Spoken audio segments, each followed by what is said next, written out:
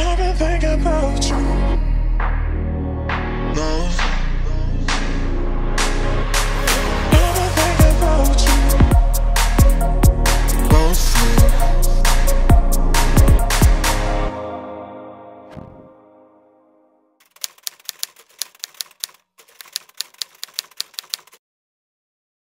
Lundi 11 mars. Les greffes ont bien pris sur les bras, les jambes évoluent bien. Le docteur a fait ses prélèvements au niveau du cou pour voir s'il n'y a plus de bactéries. Maman regarde les photos et envoie un texto de remerciement à Clara. Clara, ma meilleure amie qui était là quand j'ai eu mon accident, qui m'avait amené plein de photos pour pouvoir les mettre dans ma chambre d'hôpital. Mardi 12 mars. Remonté comme une pile. Tu répondais oui quand l'infirmière te demandait si tu en avais marre avec le bras. Ils t'ont rendormi, on n'a pas vraiment pu parler avec toi, c'est très frustrant. Tu as pleuré quelques fois, maman et moi sommes très tristes. Jeudi 14 mars, Clara a mis plein de chansons sur mon iPod. C'est ce que je vous disais, c'était l'iPod qui tournait en boucle avec mes musiques préférées. Tu as l'air super contente d'écouter de la bonne musique. On les met en écoute aléatoire et maman chante les chansons avec toi. On reste tard aujourd'hui, puis on rentre à la maison. Vendredi 15, le chirurgien te fait la greffe au niveau du cou. On pense beaucoup à toi toute la matinée. Il faut attendre 8 jours pour voir si la greffe a pris, mais tout s'est bien passé. Dimanche 17, Clara et ses parents nous rejoignent vers 17h30. Alexis a du mal à contenir ses larmes et s'éloigne un peu. C'est mon frère. Et c'est le seul moment où je me rappelle vraiment avoir ouvert les yeux. Il y avait mon frère à droite, Clara à gauche, et mon frère a pleuré. On a 1 an et demi d'écart. On a grandi ensemble. Et je sais. Je sais que si ça avait été le cas inverse, ce que j'aurais ressenti. Et donc je sais incontestablement ce qu'il a ressenti aussi. C'est vraiment une image qui me reste. Je pleure à chaque fois que j'en parle. À chaque fois que je revois ma meilleure amie à gauche et mon frère à droite. Ma meilleure amie me serre la main et mon frère pleure. Puis il revient plus fort et plaisante avec toi. Il t'appellera même Mouchette plusieurs fois. C'est le surnom qu'il me donne encore aujourd'hui. Tu as l'air très contente de l'entendre, de le voir. Tu ouvres les yeux souvent. Tu es heureuse. Clara te lit des lettres de tes amis. Tu as 39,6 de fièvre. La fièvre ne redescend pas. Nous restons avec toi 3 heures et te disons au revoir. 18 mars. J'appelle l'hôpital pour connaître ta température. Elle est encore montée à 40 degrés et je me fais un souci d'encre. Je n'en parle pas à maman. Plus tard dans l'après-midi, tu es toujours à 40 de fièvre. Je file faire une sieste avant de te rejoindre. Tu dors profondément. Ils ont mis une glacière et les médicaments qu'on t'ingère sont refroidis dedans pour faire chuter ta température. On reste avec toi 3 heures. Mais on peut pas parler avec toi ou avoir de signes de toi. Tu dors beaucoup, c'est frustrant. 20 mars. Ma mamie vient. Elle est très contente de venir. Un autre brûlé arrivera vers 18h en hélicoptère et opéré dans la foulée. Il occupera la chambre à côté de la tienne. Une famille plus dans le désarroi. Maman et mamie te parlent en espagnol et te font écouter Porque te vas. Jeudi 21 mars, j'achète un appareil dépilatoire pour toi et maman. Tu sais pourquoi je l'ai souligné cette phrase? Parce qu'en fait je trouve ça fou de voir que même avec un pronostic vital engagé, mon père continuait d'acheter des choses en étant sûr que j'allais revenir à la maison et que j'allais pouvoir m'en servir de son appareil dépilatoire. Mais c'est fou l'espoir qu'il a placé en moi. Il savait que j'allais revenir, il savait. C'est fou. Tu as toujours 40 de fièvre, c'est pas rassurant. Ils font des examens pour comprendre d'où cela peut venir. J'emmène Adrien à la musique, 17h45. On va le récupérer. Chloé, Audrey, Simon. C'était incroyable tout le soutien qu'il y a eu autour de ma famille en fait. Et ce qui est fou, c'est que ce journal, il est vraiment écrit de cette manière. C'est le matin, c'est un peu la vie normale. Il emmène mes frères à l'école, il va les chercher, ils mangent ensemble. L'après-midi, ils sont avec moi jusqu'au soir. Et le soir, la vie normale reprend. Parce que même si moi je suis endormie, ça continue de vivre tout simplement. Il faut qu'il continue à vivre. Faut pas qu'il s'arrête à ça. 22 mars, Tu es monté à 40,5 de fièvre. Ils ont réfrigéré les médicaments pour te faire redescendre. Aujourd'hui, ta température est à 37 grâce à la machine. Ils n'ont toujours pas trouvé d'où venait ta fièvre. On se fait beaucoup de soucis. 23 mars. On se lève tôt. Clara est passée à la maison. Ta fièvre est toujours stable grâce à la machine. La greffe est en train de prendre, c'est réconfortant. Tu dors beaucoup. C'est normal, c'est le jour des pansements. On demande à Anaïs de te mettre The Voice. Je vous ai dit que j'écoutais grave de musique dans le coma. Dimanche 24 mars. C'est la première fois en 6 ans que le 12 février retombe un mardi. Comme en 2013. Et du coup, ce qui est fou, c'est que quand je vous lis ce journal, toutes les dates correspondent. Mon père écrivait « On n'arrête pas de penser à toi, et c'est de plus en plus dur de ne pas t'avoir près de nous. » Anaïs a débranché la machine, et ta température est à 38,2. Maman pleure de joie. 25 mars, mon père appelle le chirurgien vers 16h. Il lui dit qu'il me fera les greffes au niveau des bras mercredi. Il semble que celle du cou est bien pris. 26 mars, le chirurgien a donné le feu vert pour la trachéotomie, car la greffe du cou a bien pris. C'est une bonne nouvelle. Par contre, il nous explique la suite, et nous sommes très angoissés à l'idée que tu doives porter une minerve et des vêtements spécifiques pendant 18 mois. Nous sommes effondrés, et n'arrivons toujours pas à imaginer ce qui nous arrive. Nous restons 3h30 avec toi. Tu es fatigué aujourd'hui. Quelqu'un t'a mis un panneau avec la date pour la TV, mais tu peux pas le voir. Je me rappelle de ce panneau. En fait, ça devait être, du coup, les images que j'ai, ça devait être les rares fois où j'ai ouvert les yeux, mais je m'en souviens pas. Du coup, c'est bien, en fait, cette vidéo, parce que même si elle est dure à réaliser, ça vous explique beaucoup de choses par rapport à mon coma, parce que ça, c'est la réalité. C'est la réalité. Mon coma à moi, c'est un mélange de rêve et de réalité. 27 mars, c'est aujourd'hui. Et il y a 6 ans, jour pour jour, l'opération et les pansements ont duré 4 heures. Ils t'ont fait la trachéo, mais tu refais aussi de la fièvre. 39,2. 28 mars, tu dors. Nous te regardons dormir pendant 3 heures. Tu as besoin de repos. Nous rentrons très déçus de ne pas avoir pu communiquer avec toi. Vendredi 29 mars, 15h15, tu es très réveillé et tu veux nous voir. Comment je pouvais pas parler? J'arrive à comprendre 2 ou 3 mots. Je t'aime, j'ai soif. J'avais trop soif, c'est vrai. Et je les aimais tellement, c'est vrai. On reste jusqu'à 22h30 avec toi. Nous avons repris plein de courage et cela nous a fait un bien fou. Je me souviens même pas que je pouvais parler. Je sais même pas comment je faisais. Samedi 30, ma tante, mon oncle, mon parrain viennent me voir. Ils sont tous très contents de te voir. Tu t'énerves à cause de la trachéo. Dimanche 31 mars, c'est Pâques. Ma mère, chaque année, elle met les œufs dans les escaliers et là, elle se met à pleurer parce que je suis pas là. Ils viennent me voir. Ils restent avec moi 1h15 seulement parce que ma température ne fait que monter. On est arrivé à 40,7 degrés. Et lorsqu'on repart, tu es à 42. Mamie en profite pour te parler espagnol et tu souris. Il nous conseille gentiment de partir, pour pas t'exciter. Cyril nous dit que tu ne souhaites pas qu'on te dise au revoir. Est-ce que, inconsciemment, je savais que j'allais mal, que mes parents étaient mal, et du coup j'ai dit à mon infirmier, je sais pas comment, quand il est venu me voir, maintenant vaut mieux pas qu'il vienne me dire au revoir, qu'il me voit comme ça. Pensez que c'est possible ça? 1er avril. Aujourd'hui, personne n'a envie de faire des poissons d'avril. Mon père, il a toujours été drôle. Tu es de nouveau à 42. Ils vont demander au docteur s'ils peuvent te changer de lit. Il chauffe naturellement à 36 degrés. Mardi 2 avril. Aujourd'hui, on te greffe le front, l'épaule, et on te fait une incision sur le ventre. Je savais même pas qu'on m'avait incisé le ventre. Où est cette cicatrice? Qu'elle se dénonce. Mercredi 3. Nous prenons la route pour venir te voir. À notre arrivée, tu dors très profondément. On a un choc car on se rend compte que tu étais brûlé sur la joue et le menton. On ne s'y attendait pas. En fait, la joue, je pense qu'il parlait de ça.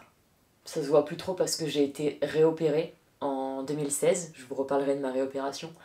Mais du coup, oui, c'est vrai que la première cicatrice montait jusque là. Et grâce à la nouvelle opération, la cicatrice sur la joue était descendue. Tu nous dis que tu as chaud, que tu en as marre. Tu demandes même pardon à maman. Jeudi 4 avril, tu as de la fièvre, 42,7. Elle ne descend pas, mais tu es relativement calme. Samedi 6 avril, nous partons te voir à 15h.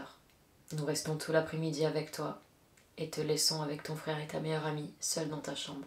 Nous te faisons plein de gros bisous. Tu essaies de nous parler, mais on ne comprend pas ce que tu dis. Dimanche 7 avril, la fièvre est redescendue. Ce même jour, j'avais la canule parlante. Donc c'est une canule tout simplement qu'on met sur la trachéo et qui permet de boucher l'appel d'air et de parler. La trachéo, c'est vraiment un trou dans la gorge et un tuyau. Et du coup, je pouvais beaucoup plus m'exprimer. Je leur ai demandé quand Clara Morgan arrivait. Clara Morgan arrivait? Mais attends, j'étais en train de rêver de quoi là? Clara Morgan, si tu vois cette vidéo, dédicace. Tu nous dis que tu veux reprendre la gym, que tu veux faire du vélo. On essaie de te faire boire, mais tu as du mal à des glutières et on t'aspire souvent pour enlever les glaires. C'est ce que je vous expliquais aussi dans une de mes dernières vidéos. Tu as 38,8 de fièvre et c'est raisonnable. On est vraiment très contents. Lundi 8 avril, bonne fête. C'est Marie qui s'occupe de toi, elle te met illico la canule parlante et nous sommes ravis de t'entendre. Mamie voit qu'il y a d'énormes progrès. On te donne du Perrier à boire, tu n'as jamais aimé l'eau gazeuse. De temps en temps, à cause des drogues, tu dis des bêtises. Hier, c'était Clara Morgan. Aujourd'hui, tu veux envoyer des lettres aux soldats. Oh, je viens d'avoir un flashback. Attendez. Je viens de me rappeler de mon rêve des soldats. Là, en lisant la phrase now, alors que je l'ai lu hier. Oh putain, je tremble. Oh, je suis méga contente. Je suis méga contente. Parce que à chaque fois, j'arrive à recombler un peu des trous. Oh, je me rappelle de ce rêve de fou. Les lettres aux soldats. J'étais dans des tranchées, les gars. J'étais infirmière, je crois. J'étais dans des tranchées. Oh putain. Cette vidéo, elle va partir finalement sur les soldats. Je vous raconterai mes rêves un jour plus en détail, mais là, c'est fou que je m'en sois souvenu maintenant. En live. Merci, papa. Je reprends mes esprits. Mardi 9 avril. On arrive vers 16h30. Le docteur nous dit que sur mon menton et sur ma joue, je suis atteinte au 3e degré. On ne comprend plus rien et on n'en peut plus. Il me dit qu'il va essayer de terminer la chirurgie demain, ventre et cuisses. Mercredi 10 avril. Il est vraiment temps que tu rentres à la maison. Jeudi 11 avril. Tu as 41 de fièvre. Tu fais une infection pulmonaire. On t'a mis sous antibiotiques. Tu dors profondément et à aucun moment tu n'ouvres les yeux et tu nous vois. Nous restons 2 heures avec toi. En fait, ce coma artificiel, c'est des montagnes pour mes parents. Et c'est un pronostic vital engagé sur 3 mois. C'est-à-dire que un jour ça va, et je vais pouvoir parler, je vais pouvoir être là et on va pouvoir baisser la dose de médicaments. Un jour je vais pas être là, je vais être complètement endormie. Un jour la fièvre va chuter et on va croire que c'est fini. Et du jour au lendemain elle va remonter jusqu'à 41, 42, 43 degrés. Et c'est ça qui était dur en fait pour mes parents. Plus que de me voir endormie et de pouvoir de temps en temps leur serrer la main. Je pense que le plus dur c'était ces montagnes russes en fait. Là, on me met la canule parlante, j'arrive à parler, on pense que c'est fini, et 3 jours après, bam, 41 de fièvre. Enfin, les infirmières leur disent que je fais une infection pulmonaire, et là, mes parents, ils doivent être là en mode, mais ça va s'arrêter quand, en fait? Ça va s'arrêter quand? Megan nous dit que c'est son dernier jour aujourd'hui. Elle se souviendra toute sa vie de toi, car t'as été sa première patiente. Vendredi 12 avril, tu as 42 fièvre. L'hôpital me gronde un peu car j'appelle trop souvent. Il faudra que je lui explique que c'est normal qu'on se fasse du souci. Samedi 13 avril, maman est triste, à l'envers complet. Elle a mal, moi aussi. Mal de te voir comme ça et mal de voir ma femme ainsi. Les nouvelles ne sont pas très bonnes.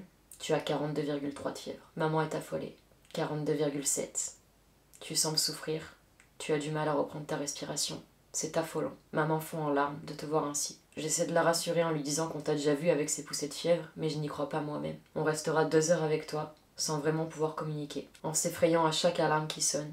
Et il y en a beaucoup aujourd'hui. On finit par rentrer à la maison. Lorsqu'on part, il est 19h15 et tu es à 42,5. Pendant tout le voyage, on ne décroche pas un mot. Dimanche 14 avril, on reste avec toi 3 heures. Et pendant ce temps, la fièvre monte.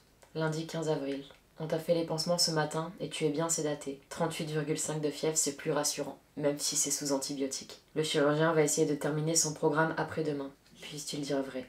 Mardi 16 avril, on nous annonce qu'on va certainement t'opérer demain de la vésicule biliaire. Ils doivent te faire une cœlioscopie pour y voir un peu plus clair. C'est peut-être la raison de tes montées de fièvre. Encore une nouvelle inquiétante de plus. Mercredi 17 avril, Adrien me dit qu'il en a marre de rester seul à la maison. Mon petit frère a 12 ans et il se retrouve vraiment seul chez moi pendant que mes parents s'occupent de moi. Jeudi 18 avril. Aujourd'hui, tu es à 41,3 de fièvre. On se fait du souci pour ta fièvre. Tu as quelques délires. Tu demandes par exemple c'est qui le bébé que maman a dans les bras. C'est papa qui m'a envoyé une photo sur Facebook. C'est quand j'ai rêvé que ma mère avait un 4e enfant.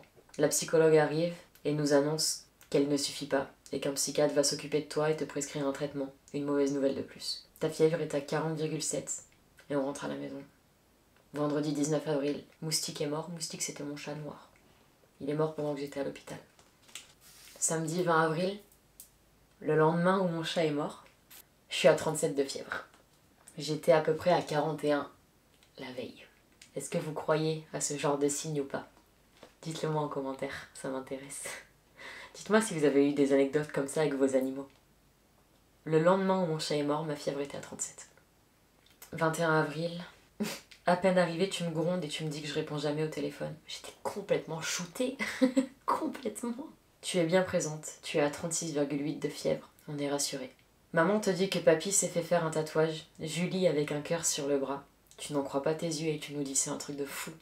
C'était son moyen à lui de penser à moi tous les jours et de me voir tous les jours. Et il s'est fait tatouer alors qu'il avait 70 ans. Mon papy. 22 avril. Adrien a le droit de venir me voir. Il est aux anges et me saute au cou. Tu es aux anges de voir ton petit frère et tu as un petit sourire aux lèvres, ça fait du bien. Tu nous dis que tu as vu le tatouage de papy. On est très étonnés. Et tu finis par admettre que tu as rêvé. 23 avril. On t'a fait les dernières greffes au ventre et aux cuisses. Ils envisagent aussi de te changer de chambre. Ils t'ont enlevé quelques pansements, tête et bras gauche. Mercredi 24 avril, ils t'ont vraiment débandé la tête et le cou. Nous sommes impressionnés. On sait que cela va s'estomper avec le temps, mais c'est vrai qu'on n'a pas l'habitude de voir ça. Maman est inconsolable. Elle a tellement peur. On a tellement peur pour toi. 25 avril, tu pleures lorsqu'on rentre dans ta chambre. Aujourd'hui, ils t'ont enlevé le bas que tu avais sur la tête et commencé à te laisser l'avant-bras droit découvert. Tu es bien brûlé. Il nous faudra à tous beaucoup de courage, de force et de volonté. Je parle souvent du regard des gens, des regards que j'ai eus dans la rue. Si mes propres parents ont eu cette réaction, imaginez des gens dans la rue. Et c'est pour ça que je fais ça aujourd'hui. C'est pour ça. Il faut parler des brûlures en fait. Il faut parler de ce que c'est, il faut parler de comment elles évoluent. Et il faut plus que ça soit un sujet tabou. Plus jamais. Plus jamais. Parce que si mes parents savaient comment allaient évoluer mes brûlures, ils auraient peut-être eu moins mal. Et moi j'aurais peut-être eu moins mal aussi en me voyant dans un miroir. J'ai très mal, mais je dois pas craquer devant ta maman. Je lui dis que ça va s'améliorer avec le temps. Elle me croit jamais et craque à chaque fois qu'elle voit des jeunes filles dans la rue sur des photos. Vendredi 26 avril. On te sort de réanimation. Le docteur nous explique les efforts que tu devras faire pour les vêtements compressifs, la minerve.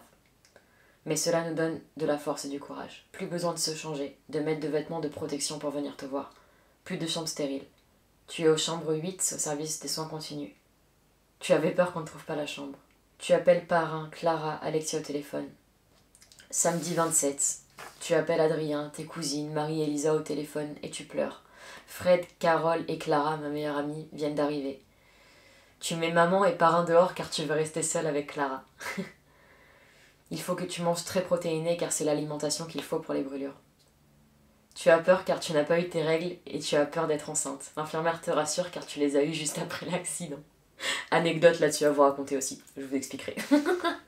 J'ai trop de trucs à vous dire, trop de trucs. Dimanche 28 avril. Adrien te fait des gros bisous, il est juste un peu surpris par la trachéo. Tu en as marre d'être en position allongée. On te laisse le lecteur DVD et plein de films pour tuer le temps. 29 avril. Lorsqu'on arrive, on t'apprend qu'on a enlevé la trachéo. Tu parles beaucoup mieux. Il suffit d'appuyer sur le trou pour qu'on t'entende. Sensation horrible. Je sais même pas si j'en parle. Si j'en parle, il faut que j'en parle. Il faut que j'en parle. Âme sensible, s'abstenir. Mais en fait, la trachéo a laissé un trou dans la gorge, évidemment. Et pour parler, il fallait que j'appuie en fait...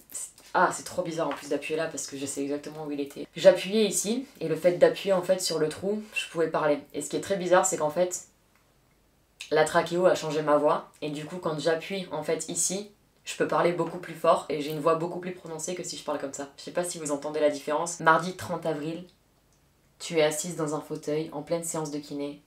On t'a enlevé les sondes et peut-être que tu vas sur Valoris en fin de semaine prochaine en centre de réanimation. On t'a emmené ton iPhone, ton ordinateur. Tu passeras tout l'après-midi à textoter. Tu ne te plains plus comme par hasard, tu n'as plus chaud, plus soif, normal, tu joues avec ton iPhone. Déjà prédestiné à être sur les réseaux, la meuf. 1er mai, Mélanie te tient compagnie. Puis arrive Clara et sa famille, Tidjani, tous mes potes sont là, genre. T'envoies des SMS et tu souris souvent. Jeudi 2 mai, tu n'arrives pas à dormir. Je te rassure et te console, tu trouves le temps long, je te dis de t'accrocher. Tu te fais du souci pour les études, je te promets d'aller au lycée dans la journée. Bonne nouvelle, tu vas pouvoir passer le bac de français en septembre et passer en terminale. Tu te mets à pleurer de joie quand je te l'annonce. Tu me dis que tu veux un dalmatien. Tu es pleine de vie. Tu es restée 5 minutes en verticalisation sur le lit avec le kiné. La kiné était bluffée, elle dit que tu as une grosse volonté, un gros mental et qu'on va gagner du temps. Vendredi 3 mai, tu as le moral en berne, hôpital toute la journée, allongé. Ouais, je craque. À ce moment-là, je craque. Samedi 4 mai, on décide de faire ta première promenade dehors. On restera un quart d'heure. C'est suffisant selon toi, tu es fatigué. J'ai un peu menti. Comme je vous l'ai dit dans une de mes dernières vidéos, c'était pas vraiment la fatigue, c'était le regard des gens, le problème. Dimanche 5 mai, Magou, Mélanie, sa maman et Anaëlle sont là. Elles t'ont fait une superbe vidéo avec tous les copains de classe et des profs. Lundi 6 mai, tu nous dis encore que tu veux un dalmatien. Mardi 7 mai, la psychologue passe te voir dans l'après-midi. On va faire un tour dehors. Tu ne lâches pas l'affaire au sujet du dalmatien. Faut que je vous explique cette histoire de dalmatien, les gars. Je sais pas pourquoi je voulais un dalmatien. Mais finalement, j'ai pas eu un dalmatien. Ah Nico Pourquoi j'ai fait ça? Ne touche pas la caméra. Et monte ta tête. Voilà, monte-la. Donc voilà, mon cadeau c'est ça. C'était pas un dalmatien. Ça a été mon cadeau quand je suis revenue à l'hôpital. Il s'appelle Iron. C'est en partie ce qui m'a aidé à relever la tête et à retrouver du courage. Voilà, il y a une citation qui dit « Partout où il y a un malheureux, on envoie un chien ». Et ça a été mon plus beau cadeau. Mon plus beau cadeau. Jeudi 9 mai. On arrive enfin. Et la surprise, tu es dans ton fauteuil avec une infirmière en train de nous attendre. Tu n'arrêtes pas de te gratter, on se prend la tête, toi et moi. Ouais. Si vous saviez à quel point ça démangeait, c'était un truc de fou. Vendredi 10 mai, tu as le moral assez bas. Tu devais aller à Valoris et cela a été reporté. Tu es resté sans manger depuis hier soir. On t'a annoncé à 15h que tu ne ferais pas les pansements. Je devais rester à jeun pour les pansements un jour sur deux. C'est l'hôpital, tu peux pas prévoir ce qui se passe en fait pendant des soins, pendant des opérations, pendant des changements de pansements et bah du coup des fois il y a juste du retard et j'étais restée à jeun jusqu'à 15h alors que comme je vous ai dit j'avais tout le temps faim, tout le temps soif, donc c'était pas facile. Lorsqu'on arrive tu dors profondément, je crois même que tu fais semblant car la psy vient d'arriver et essaie de te parler. Exact. C'était pas la personne qu'il me fallait pour me confier, c'est ma kiné comme je vous l'ai dit qui a eu ce rôle là pour moi, qui avait une parfaite conscience du corps et de l'esprit. Donc ouais, je faisais un petit peu semblant de dormir.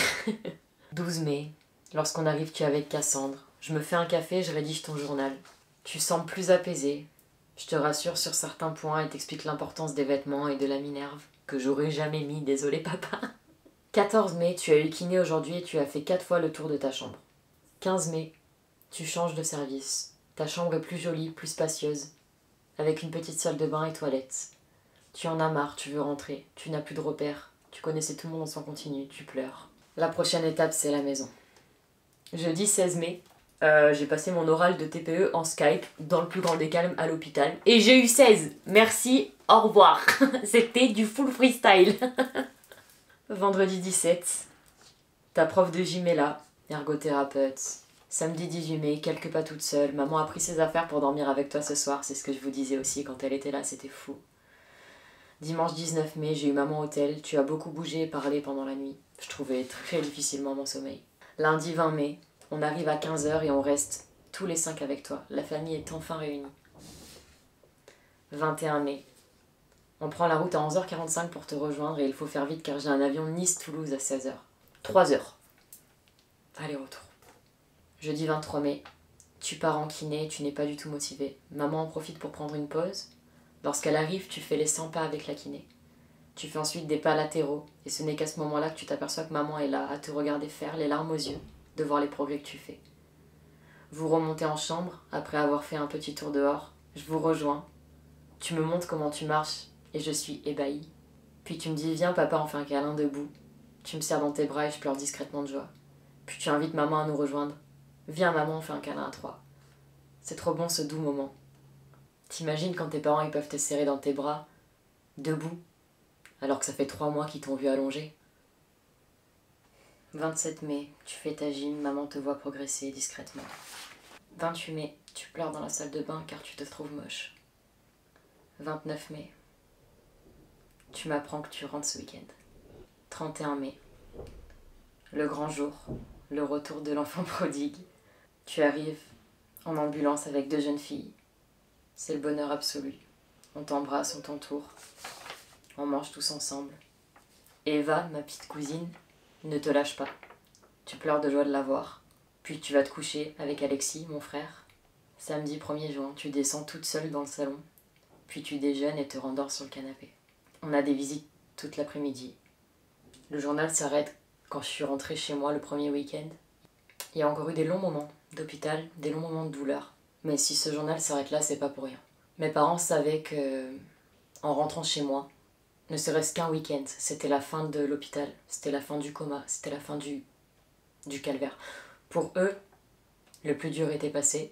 Pour moi, je peux presque dire que le plus dur commençait, puisque j'allais faire face à l'extérieur et à tout ce qui me rappelait chaque jour que j'étais une grande brûlée et ce qui m'était arrivé. J'ai juste envie de finir cette vidéo en remerciant mon père d'avoir écrit ce journal dans l'espoir que je me réveille un jour, ma mère d'avoir malgré tout tenu, ma meilleure amie qui était là le jour de mon accident, d'être venue de si nombreuses fois à l'hôpital, malgré la peine que ça lui faisait. Mes frères, d'avoir tenu à la maison pendant que j'étais pas là, pendant que mes parents n'étaient pas là. Ma famille, de les avoir entourés pendant que mes parents étaient avec moi à l'hôpital. Mes amis, sans eux je serais vraiment pas là. Aujourd'hui, 6 ans après, je suis en train de lire le journal qu'a fait mon père pendant que j'étais entre la vie et la mort en fait. Et je suis là. Et je vous parle.